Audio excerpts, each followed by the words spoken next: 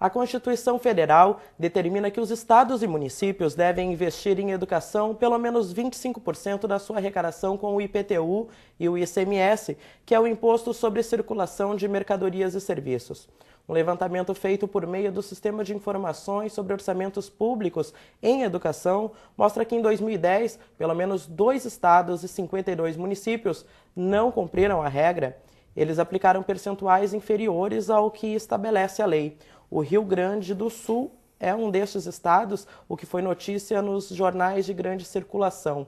Para discutir este assunto tão sério, está presente em nosso estúdio a professora de Pedagogia aqui da Universidade Fevale, Dalila Inês Maldaner Bex. Boa noite, professora. Boa noite. Então, professora, não seria uma temeridade investir valores abaixo, inferiores ao que a lei determina? O estado do Rio Grande do Sul investiu 19,7% apenas do que deveria. Com certeza, né, Jerônimo? É uma temeridade, até porque se a gente for pensar que a gente quer um país diferente e que a educação é a base de tudo, com certeza, tanto os municípios como o nosso estado deveriam investir, inclusive, muito mais do que prevê a Constituição. Até porque a Constituição do Rio Grande do Sul, ela já prevê 35% de investimentos, só que o nosso estado não tem conseguido, né, por inúmeras desculpas, enfim, não tem conseguido manter esse percentual.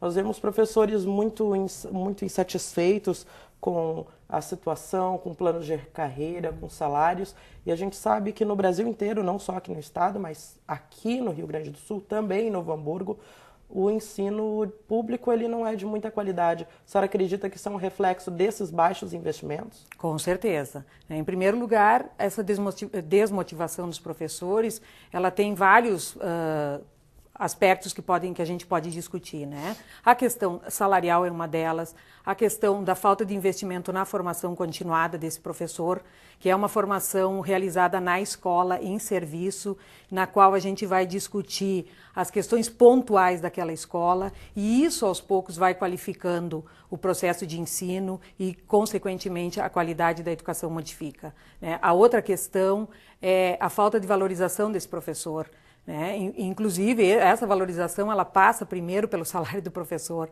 né? E após a forma como a sociedade vê esse educador, o quanto valoriza as suas ações, o quanto a família participa dessa escola, são elementos fundamentais para que a educação melhore, né? E, consequentemente, esses índices eles vão modificar a educação se eles realmente forem investidos nas questões pontuais de cada escola. Alunos mal preparados, eles também vão ser profissionais pouco adequados para o mercado de trabalho? Eu estive lendo que o Brasil está em franca expansão, principalmente no setor do ramo de construção civil, e faltam engenheiros. Nós temos diversas obras com a chegada da Copa do Mundo e não tem engenheiros, e um estudo apontou que isso pode ser uma consequência de uma dificuldade no ensino básico em matemática, o que teria assustado. Isso é real, professora? A senhora enxerga isso? Eu acho que com certeza, porque se a educação básica for uma educação consistente, e isso a gente fala desde a educação infantil, ensino fundamental e ensino médio, isso tudo compreende, esses 3 níveis compreende a educação básica, se essa base for uma base sólida, em termos de conhecimento de mundo, em termos de conhecimentos específicos de cada disciplina, de cada área do conhecimento, consequentemente, isso vai dar uma bagagem muito maior para aquele aluno, para aquele acadêmico que vem à procura de uma especialização ou de uma graduação em alguma área específica, né?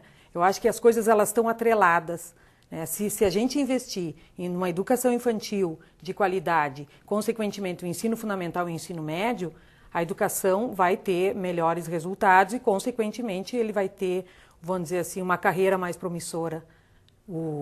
O aluno que escolheu uma graduação específica. A educação continuada, ela também não pode interferir nesse processo? Por exemplo, tem alunos agora até a 3ª ou 4ª série, eles não podem mais ser reprovados. Isso é uma deficiência dentro do nosso ensino também?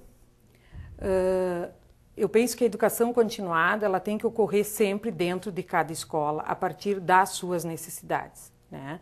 Porque é muito diferente de uma educação que vem, vamos dizer, a priori, por uma necessidade discutida pelo sistema de ensino.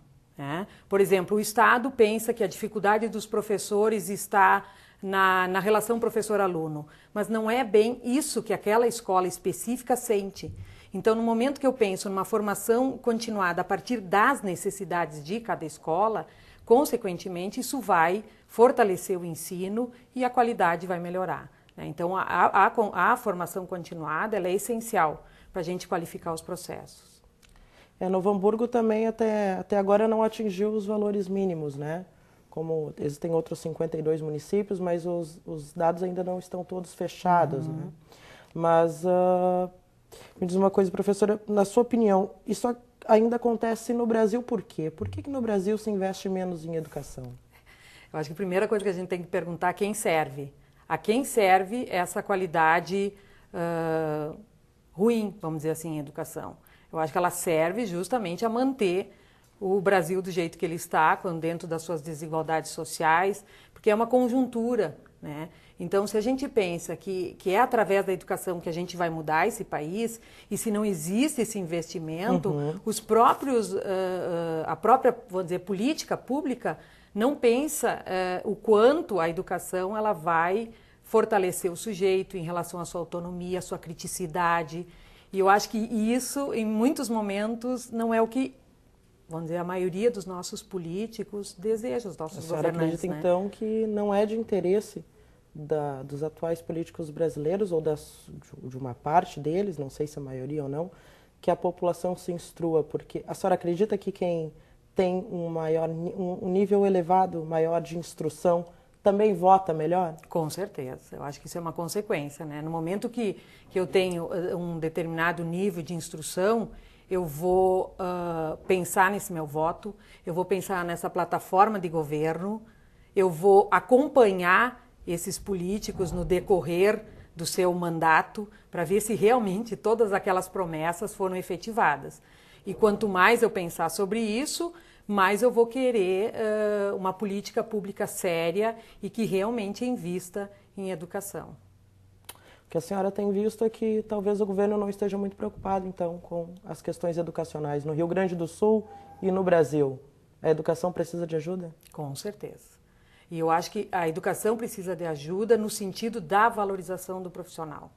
Porque o professor ele se sente desmotivado, em primeiro lugar, como eu já disse, a questão dos salários, mas também pela forma como ele é visto pela sociedade.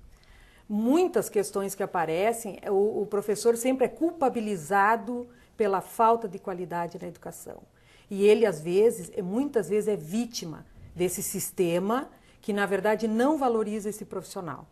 Eu acredito muito na educação e acho que ela vai iniciar por essa valorização do professor. Professor motivado, professor confiante, um professor que acredita de que ele pode dar o melhor de si.